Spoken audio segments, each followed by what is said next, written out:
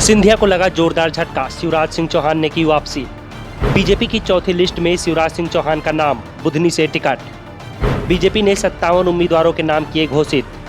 मध्य प्रदेश विधानसभा चुनाव में बीजेपी ने उम्मीदवारों की चौथी सूची जारी कर दी है। इस बार 57 उम्मीदवारों के नाम घोषित किए गए हैं और इस सूची में ज्योतिरादित्य सिंधिया को बड़ा झटका लगा है। वैसे उनके लिए राहत की एक बात भी है।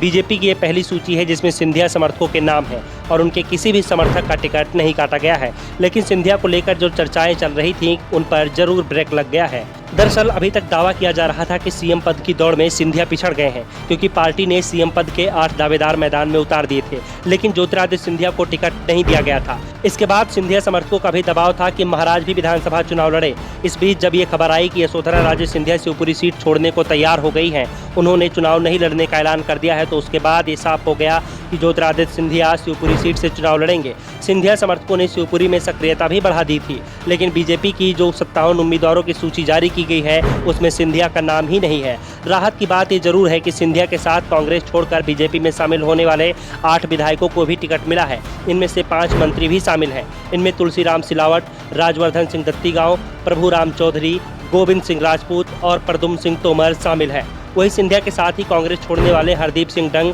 बिसाहूलाल सिंह को भी बीजेपी ने टिकट दिया है।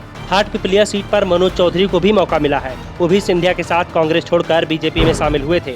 बीजेपी की सूची में 24 मंत्रियों के नाम हैं।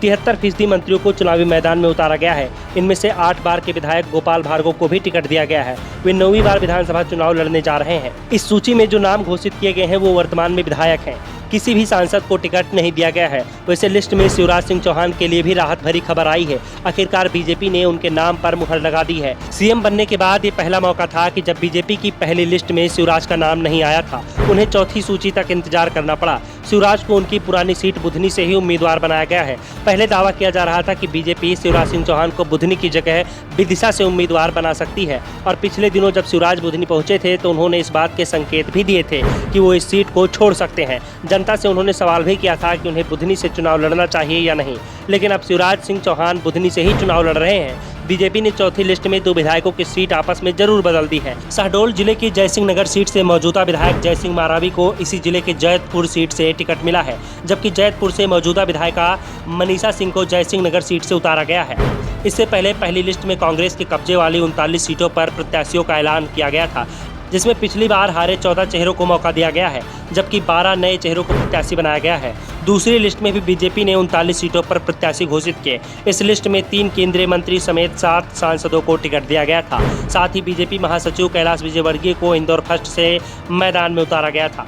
तीसरी लिस्ट में छिंदवाड़ा जिले की अमरवाड़ा सीट पर मोनिका भट्टी को प्रत्याशी बनाया गया है। फिलहाल बीजेपी की चौथी लिस्ट के बाद एक बात तो साफ हो गई है कि शिवराज सिंह चौहान अभी भी चूके नहीं हैं। दूसरा, ज्योतिरादित्य सिंधिया अभी भी बीजेपी हाईकमान की पसंद में शामिल नहीं है। Bureau report, the Dhakad news.